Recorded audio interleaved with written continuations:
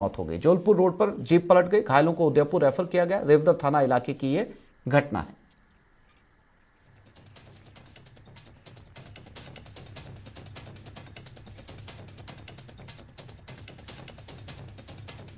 तो सड़क हादसे में जौलपुर रोड पर 2 लोगों की जीप पलटने से मौत हो गई। और बीकानेर में कोहरे का कहर। बीकानेर में बस और बोलेरो में भिड़ंत हुई। कोहरे की वजह से NH 62 पर हादसा हुआ। हादसे में 6 से ज्यादा लोग घायल हुए। लून करणसर में यह हादसा हुआ है। रफ्तार कम होने से बड़ा हादसा टल गया।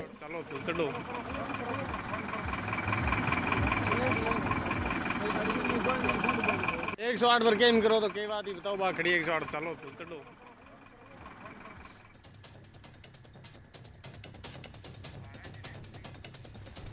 बारां जिले के जिला अस्पताल परिसर में आवारा पशुओं के जमघट से मरीज और परिजन दहशत में हैं। कई बार तो आवारा पशु दवा और जरूरी चीजें बर्बाद कर देते हैं। इतना ही नहीं, कई बार मरीजों पर हमला भी कर देते हैं, लेकिन अस्पताल प्रशासन मूक दर्शक बना हुआ है। अस्पताल के सुरक्षा गार्ड और कर्मचारी इनको भगाने तक की जहमत नहीं उठाते।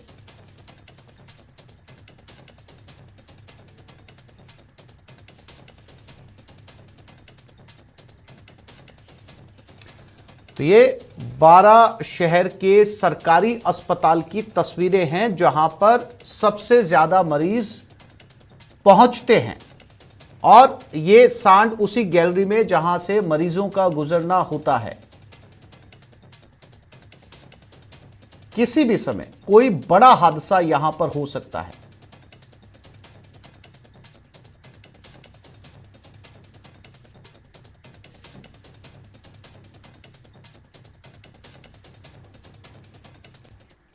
जोधपुर के रातानाड़ा में स्थित व्यास कॉलोनी में बीती रात खाई खोदने को लेकर सेना के जवान और स्थानीय निवासी आमने सामने आ गए, जिसके बाद पुलिस को बीच बचाव करना पड़ा। मौके पर पहुंची पुलिस ने बातचीत कर मामले को सुलझाया। मिली जानकारी के मुताबिक पूरा मामला सेना की नई बनी दीवार के पास खाई खोदे जाने को लेकर शुरू हुआ। कॉलोनी वासियों की शिकायत थी कि सेना की खोदी गई खाई से आवाजाही प्रभावित होगी। मामला जोधपुर के एयरफोर्स थाने से जुड़ा हुआ है।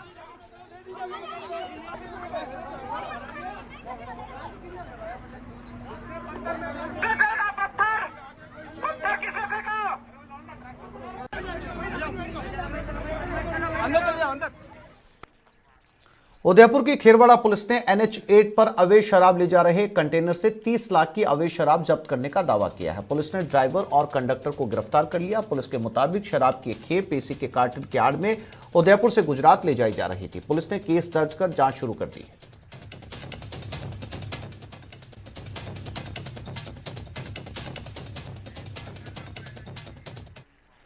अवैध मादक पदार्थों के खिलाफ कोटा ग्रामीण पुलिस ने 2 दिन का अभियान चलाते हुए ताबड़तोड़ कार्रवाइयों को अंजाम दिया। इस दौरान 12 मामले दर्ज किए गए और 12 आरोपियों को गिरफ्तार किया गया। ग्रामीण पुलिस को जिला विशेष शाखा सहित समस्त SHO DSP ने कड़ी मशक्कत के बाद इन तस्करों तक पहुंचकर उन्हें गिरफ्तार किया। SP कविंद्र सागर ने बताया कि फिलहाल बदमाशों से पूछताछ की जा रही है और पता लगाने की कोशिश की जा रही है कि आखिर इन तक ये अवैध मादक पदार्थ कहां से आ रहे थे और किस किस को ये बेचते थे, ताकि इस चेन को तोड़ा जा सके। इसके अलावा कोटा ग्रामीण पुलिस द्वारा अवैध हथियार रखने और बेचने वालों के खिलाफ भी अभियान चलाया जा रहा है, जिसके लिए साइबर टीमें और जिला विशेष शाखा को निर्देश दिए गए हैं। वाला जो एरिया है, इसमें 2 दिन के लिए हमने NDPS और आर्म्स का एक अभियान चलाया था, जिसमें NDPS में हमारे सभी थानों में, एक्चुअली पूरे ज़िले में कुल 12 कार्रवाई हुई हैं, जिसमें लगभग हम लोगों ने 12 किलो गांजा पकड़ा है, स्मैक भी पकड़ी है। कांग्रेस की राष्ट्रीय महासचिव प्रियंका गांधी वाड्रा आज पति रॉबर्ट वाड्रा के साथ सड़क मार्ग से रणथंभौर पहुंची है। प्रियंका के दोनों बच्चे कल शाम ही रणथंभौर पहुंच चुके हैं। आज प्रियंका गांधी का जन्मदिन है। वो अपना जन्मदिन परिवार के साथ रणथंभौर में सेलिब्रेट करेंगी। यहां शेरबाग होटल में ठहरी हैं। शाम को होटल में प्रियंका गांधी के जन्मदिन के सेलिब्रेशन का कार्यक्रम है। साथ ही उनका रणथंभौर भ्रमण कर वन्य जीवों की अटखेलियां देखने का भी कार्यक्रम है। इससे पहले प्रियंका गांधी वाड्रा 28 नवंबर को भी रणथंभौर घूमने आई थी। इस दौरान उन्होंने वन्य जीवों और बाघों का दीदार किया।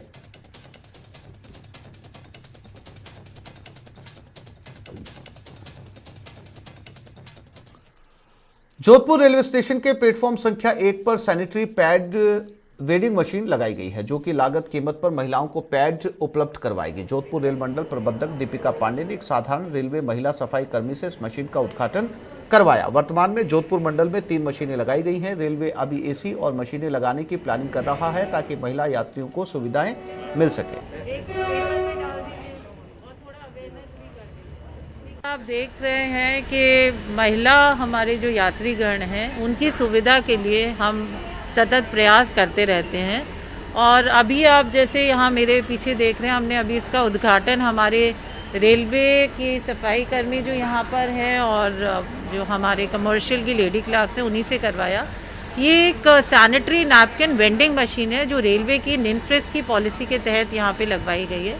जो रेवेन्यू होगा वो तो हम उसको ज़्यादा तवज्जो नहीं दे रहे हैं।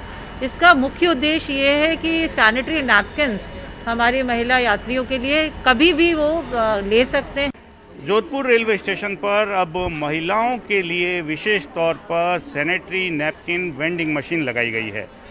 यह मशीन ऑटोमेटिक जनरेटेड है और महिलाओं के लिए कारगर सिद्ध होगी। रेलवे की यह पहल अपने आप में एक महत्वपूर्ण पहल की जा सकती है, जिसमें कि अब यात्रा के दौरान होने वाली परेशानियों के लिए भी जोधपुर और जोधपुर के आसपास क्षेत्रों में यह मशीन लगाई गई है, जिससे कि आम यात्री और विशेषकर महिलाएं इससे लाभान्वित हो सकेगी। मशीन किस तरीके से काम करती है इस बारे में हम जानते हैं इस मशीन को ऑपरेट करने वाले संजय जी से। जी संजय जी, बताएं किस तरीके से ये काम करती है। ये पूरा IoT बेस्ड मशीन है और यहाँ पे कोई भी पैसेंजर आराम से इजीली अपने प्रोडक्ट सेलेक्ट कर सकता है, जो भी उसकी रिक्वायरमेंट है। डिफरेंट काइंड्स के ब्रांड्स हैं, जो भी पैसेंजर्स की रिक्वायरमेंट है उसके अकॉर्डिंग वो अपनी चीज़ें सेलेक्ट कर सकता है। मशीन में तीनों तरह के पेमेंट ऑप्शंस हैं, जैसे कैश भी कर सकते हैं, नोट भी दे सकते हैं और वो UPI के बेस भी कर सकते हैं। मशीन में अभी कोरोना की वजह से थोड़ा मास्क भी डाला हुआ है कि अगर किसी पैसेंजर को अगर इमीडिएट अगर मास्क की भी रिक्वायरमेंट है तो अभी मास्क भी वेंडिंग मशीन से निकाला जा सकता है। कंपनी ने अभी काफ़ी स्टेट्स में लगाई है। अभी ये मशीन उड़ीसा में लगी, अभी हमने गुजरात में ओपन कर दिया है और अब राजस्थान में अभी जोधपुर पाली जोन में 3 मशीनें लगी हैं। इसके बाद में अब अदर जो डिस्ट्रिक्ट्स हैं वहाँ भी हमारा लगाने का प्लान है, जिससे कि ये एक इमरजेंसी सर्विसेज होने की वजह से अब पैसेंजर्स किसी भी टाइम यहाँ पे अपनी रिक्वायरमेंट के अकॉर्डिंग अपनी चीज़ निकाल सकते हैं। जोधपुर रेलवे स्टेशन से कैमरा पर्सन शेर सिंह के साथ रंजन दवे, न्यूज़ 18 राजस्थान। अलवर में ACB in action, traffic manager रिश्वत लेते ट्रैप, 5000 की घूस के साथ हुआ अरेस्ट। तिजारा डिपो पर तैनात था दीपचंद सांखला, खुद की गाड़ी का ड्राइवर लगाने की एवज में मांगी थी रिश्वत। ASP विजय सिंह के नेतृत्व में कार्रवाई जारी।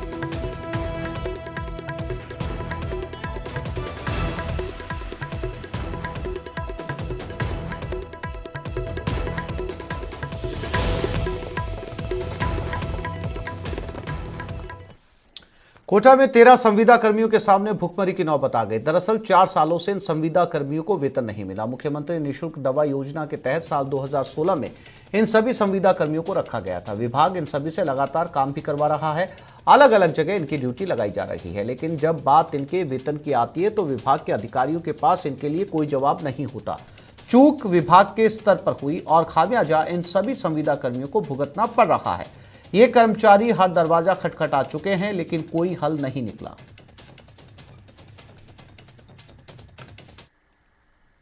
बहुत टाइम से DDC सहायक पद पर हम कार्य कर रहे हैं और कोटा CMHO साहब को और उनके द्वारा उच्च अधिकारियों को भी हमने कई बार अवगत कराया है, तो भी आज तक हमें पिछले 4 साल से सैलरी नहीं मिल रही है। और कोटा CMHO साहब का एक ही कहना होता है कि तुम्हारी पोस्ट सेंक्शन नहीं है, जबकि हमारी पोस्ट सब क्लियर है और सब उच्च अधिकारियों तक को भी अवगत कराया तो भी हमारी पेमेंट क्लियर है, लेकिन फिर भी वो देना नहीं चाहते। अगर किसी की 1 महीने की सैलरी ना मिले तो घर का गुजारा मुश्किल हो जाता है। स्वास्थ्य विभाग के 13 संविदा कर्मी ऐसे हैं जिनको 4 साल से उनका वेतन नहीं मिला, बिना वेतन के काम किए जा रहे हैं। गलती स्वास्थ्य विभाग की थी, लेकिन हर्जाना चुका रहे हैं 13 संविदा कर्मी।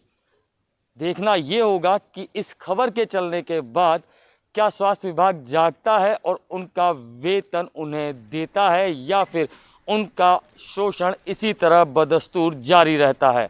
योगेश त्यागी, न्यूज़ 18 कोटा। पिछले कई दिनों में हुई बरसात के बाद प्रदेश में एक बार फिर कड़ाके की सर्दी पड़ रही है। यहां सीकर और भीलवाड़ा में न्यूनतम तापमान 4 डिग्री सेल्सियस दर्ज किया गया। मौसम विभाग के मुताबिक राज्य के अनेक हिस्से आने वाले दिनों में शीतलहर और कोहरे की चपेट में रहेंगे। फिलहाल सर्दी से राहत मिलने के आसार नजर नहीं आ रहे।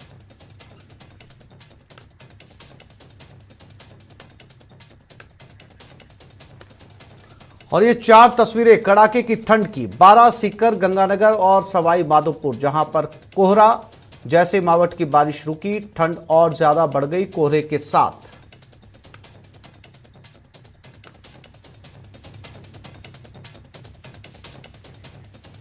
गंगानगर में सर्द हवाओं का सितम और कोहरे का कोहराम देखने को मिल रहा है। सुबह तो कोहरा इतना घना था कि गाड़ियों को दिन में भी हेडलाइट जलानी पड़ी। गंगानगर में मौसम का जायजा लिया संवाददाता अशोक कुमार शर्मा ने। वडोदरा का सरहदी जिला श्री गंगानगर आज लगातार दूसरे दिन घने कोहरे की आगोश में लिपटा हुआ है और यही वजह है कि श्री गंगानगर वासियों की इस घने कोहरे की वजह से काफी ठंड का सामना करना पड़ रहा है। श्री गंगानगर में कोहरे की डेंसिटी इतनी ज्यादा है कि विजिबिलिटी काफी कम दिखाई दे रही है। खासतौर से वाहन चालकों को काफी दिक्कतों का सामना करना पड़ रहा है। और श्री गंगानगर के ओवरऑल मौसम की बात की जाए तो देखिए जिस तरह से श्री गंगानगर में देर रात से ही शीतलहर का जो दौर चल रहा है और ऊपर से अल सुबह से जो घना कोहरा छाया हुआ है उसने मौसम में बहुत ज्यादा ठंडक घोल दी है और श्री गंगानगर वासियों की आप ये कह सकते हैं कि दूसरी छुटा रखी है।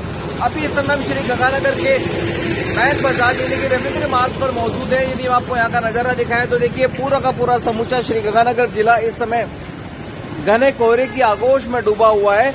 आप देखिए कि कोहरे की विजिबिलिटी कितनी कम हो गई है क्योंकि कोहरा काफी डेंस्ड है। और यदि हम थोड़ा सा रूरल एरिया की तरफ जाएं, थोड़ा सा शहर से बाहर निकलें तो ये कोहरा और ज्यादा डेंस हो जाता है, यानी कि विजिबिलिटी सीधी सीधी और ज्यादा कम हो जाती है। यही वजह है कि अधिकांश वाहन चालकों के द्वारा इस समय फॉगलाइट का इस्तेमाल किया जा रहा है ताकि किसी भी तरह की दुर्घटना से बचा जा सके। आप ये देख सकते हैं कि कोहरा कितना घना है।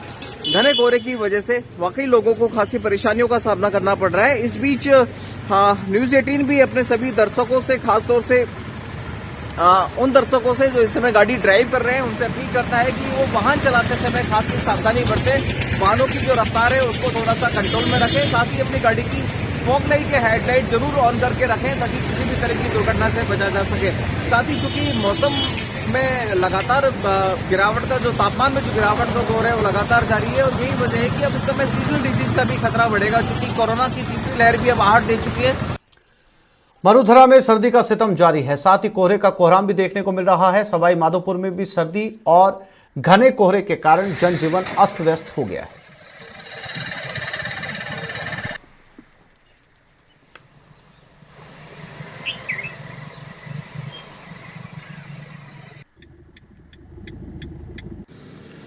सवाईमाधोपुर जिले में आज अल सुबह से ही इतना अधिक घना कोहरा है कि विजिबिलिटी बिल्कुल खत्म सी हो गई है।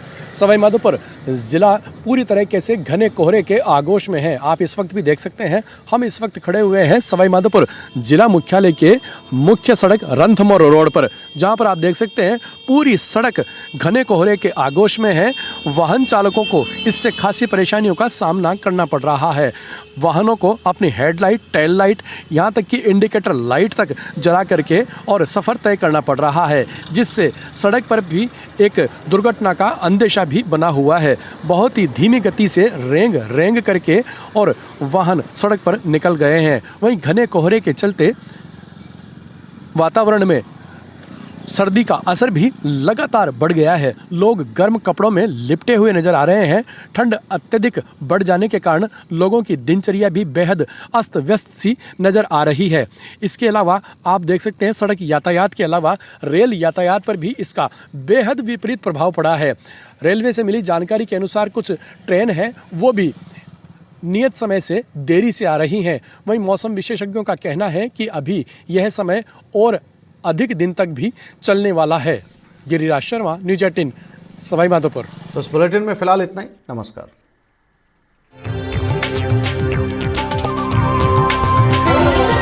हरी का अभाव,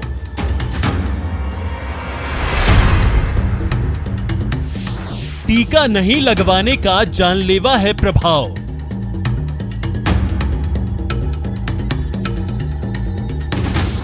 लड़ाई है लंबी, महामारी है बड़ी।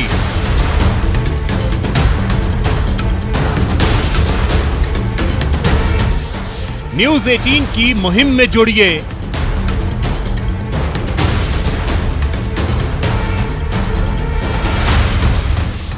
वैक्सीन कवच को ना नहीं,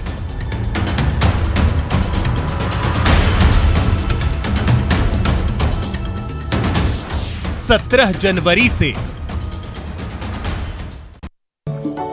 क्या है संक्रांति? क्यों है ये वैश्विक त्योहार? क्यों नहीं बदलती संक्रांति पर्व की तारीख? इस बार संक्रांति क्यों है खास? जानिए हमारे साथ। देखिए संक्रांति शुभमस्तु 14 जनवरी सुबह 7:30 पर।